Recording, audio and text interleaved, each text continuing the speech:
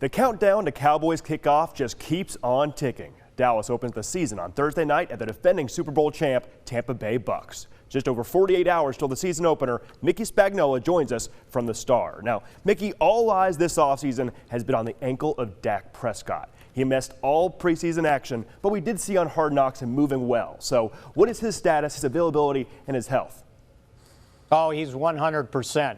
It's almost like when he had the problems with the muscle in his shoulder, the ankle took a back seat. It was almost like everybody forgot about the ankle surgery that he had, and understood, because if you see him running around, I could remember even before they reported the training camp, watching him do his rehab work out here at the Star, and I had to remind myself, was it the right ankle or the left ankle? Because he was moving just fine then. So I don't think the ankle is any concern. And I don't think the strained muscle in his shoulder is concerned. I've seen him throw all the passes that they asked him to, soft, hard, fast, deep, short, whatever. He's been able to do that. So I think from a health standpoint, that should not be a problem for Dak going into this game. Well, it is truly the $160 million question, and that answer, that's great news for all Cowboys fans. Now, a lot of those fans are so excited to see Ezekiel Elliott on the field starting Thursday night, reportedly looking like he's in the best shape of his life. Going into this game, he does have some issues with his line. We have La'el Collins being banged up in camp, and guard Zach Martin being put on the COVID list. He'll be out. So how is that O-line shaping up ahead of Tampa Bay? Yeah, I think that La'el Collins is good to go. He's practiced these last couple days. He had a little bit of a stinger, but he's been able to play through it, or it's quieted down. So he's good to go. And if Zach Martin, who has just a slim chance of getting off COVID in time to play in the game, cannot make it to the game, Connor McGovern sure looks like he's good to go to take his place.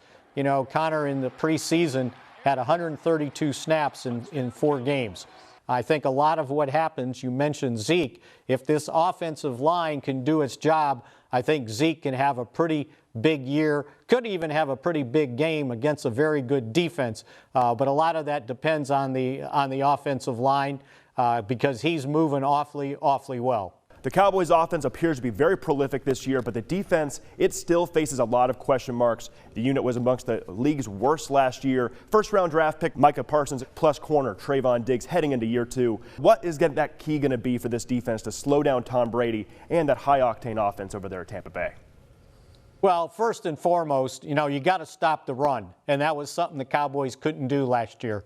They finished 31st in run defense. That's got to improve. They got to at least be average. Can they move that to like 16? Then I think you've got a chance to deal with this Tampa Bay offense. So if they can handle the run, then the question is, can they get Tom Brady off his spot?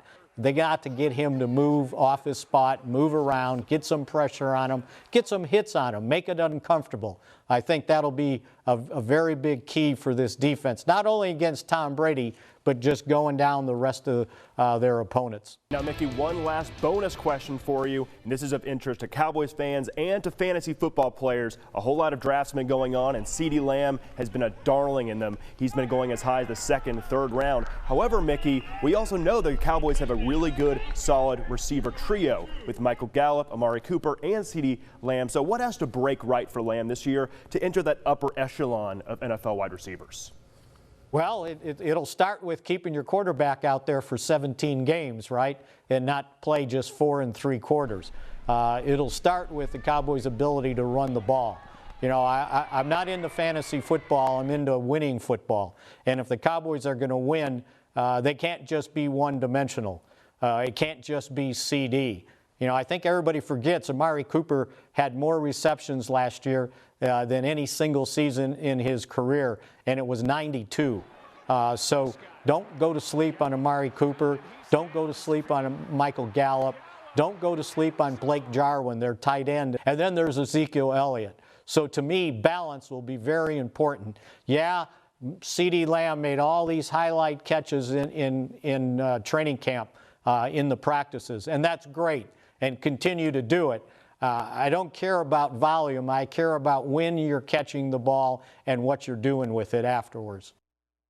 So for all those Cowboy fans with CeeDee Lamb on the roster, what would you want? Him to be a target hog, or do you want Dak Prescott to share the ball around, a balanced offense, more wins? Who knows? Well, that's all for sports. We'll be right back.